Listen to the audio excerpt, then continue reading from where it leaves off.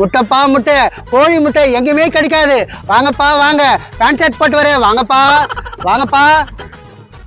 எவ்வளோங்க முட்டை? எவ்வளோங்க முட்டை? ஏங்க முட்டையை சொட்டை கிட்ட கேளுப்பா. என்னப்பா தப்புன்னு சொட்டன்னு சொல்லிட்டேன்?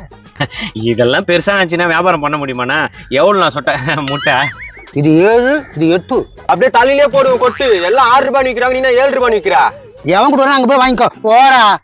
நோ, இவர்கிட்ட வாங்காதண்ணா. எப்படி தமிழ்நாட்டுல பேசுறான் திட்டு பையன்.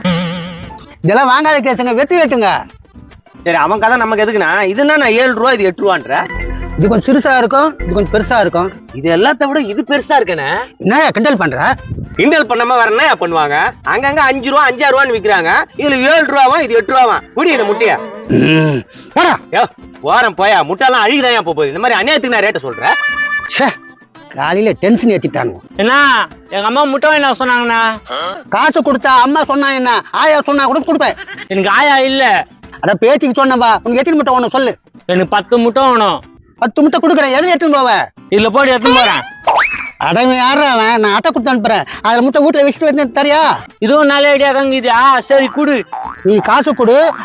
80, அட்டைக்கு ஒரு 20. அதான் அட்டையை திருப்பி எடுத்து வந்து கொடுக்க போறேன்ல. நீ கொடுத்த உடனே நான் ரிட்டர்ன் கொடுக்க போறேன். இந்த 100 ரூபாய். 1 2 3 4 5. 1 2 3 4 5. இந்தா. சரிண்ணா, அட்டை குத்து உங்க கடை காசு வாங்கிக்கிறான். சரி சரி போ. இது மாதிரி வியாபாரம் நடந்தா அது மாதிரி ஒரு வீடு கட்டிடலாம். மறக்காம இந்த வீடியோவை ஃபுல்லா பாருங்க. கீழே ஸ்கிரீன்ல கிளிக் பண்ணி